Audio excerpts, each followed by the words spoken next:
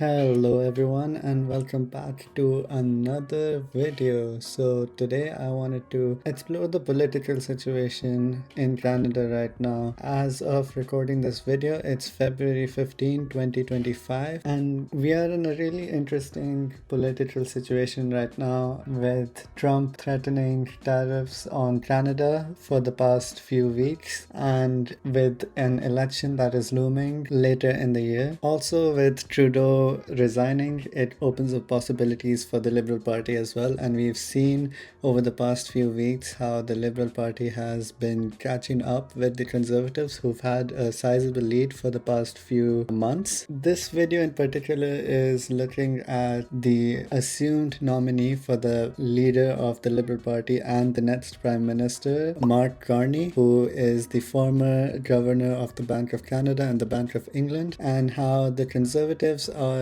kind of clueless about how to handle this new surge in popularity for Mark Carney. Around a month ago, this is the situation that we were at. The Conservatives were at 237 projected seats won, and the Liberals were reduced to third place in the polls behind both the Conservatives and the Bloc Québécois. Now, if you see, the Liberals have caught up quite a lot. They've gone from 37 projected seats to 84, and that is due to two reasons. It's mainly because of Trump and his threats to Canada, as well as a trusted economist in Mark Carney, who is the presumed leader of the Liberal Party. Now, you would think that with the Liberals surging in the polls once again, that the Conservatives will have some idea as to how to go about this, but they have been quite clueless with how to handle this Mark Carney surge. As you can see, Pierre Poilievre, the leader of the Conservative Party, still tries labeling Mark Carney as carbon tax Carney, kind of associating the carbon tax with his name and his brand. This is something that Pierre has been doing for a long time, and it's something that I feel like he has copied directly from Donald Trump, who is notorious with the nicknames for his opponents. But in all honesty, I don't think that this is working as well as it was before with Trudeau, mainly because the carbon tax is an issue that isn't as relevant now as it used to be when Poilievre first brought it up, and it kind of feels like yesterday's news that Poilievre keeps bringing up about Mark Carney. The honest truth is that the carbon tax was a synonym for an affordability crisis that was in Canada, and that was the biggest issue amongst voters in Canada before. But right now, as you can see with the latest poll by Nanos, the economy, healthcare, and dealing with US President Trump are the leading issues facing voters in Ontario, which is the largest block of votes that you can have and the largest seats in Canada. Taxes, housing, and other factors that are related to affordability are much less in people's minds because of the existential threat of Canada being Canada that has taken over the minds of people more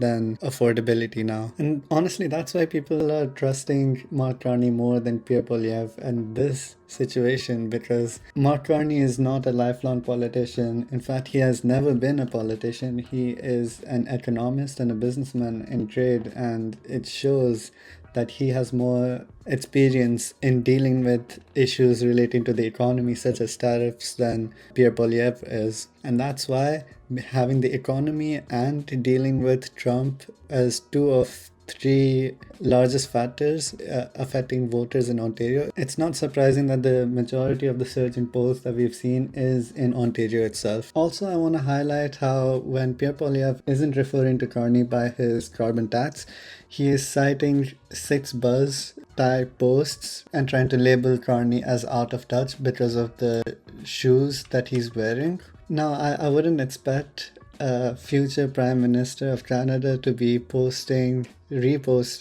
posts by an account affiliated by 6buzz, but that's the reality that we live in right now. As you can see, these are $2,000 shoes, and apparently Mark Carney is wearing them. But if you check the replies, a lot of people are observing how the shoes don't really match in the first place. So this kind of character assassination that Pierre Poilievre is trying to do for Mark Carney kind of backfired, saying that he's trying to be a normal guy playing hockey in $2,000 shoes. he's just like Justin.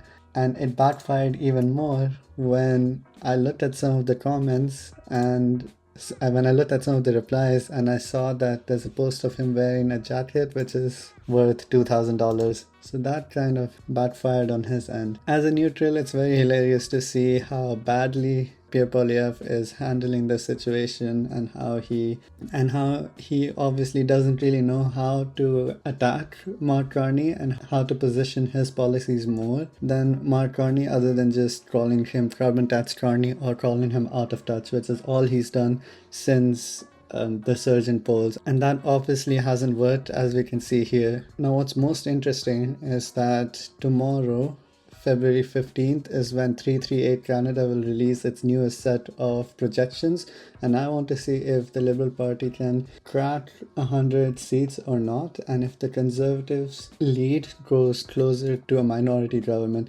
because if that happens, that will be the biggest drop-off in leads from 237 seats versus 35 to potentially 170 and 100. So let's see what happens.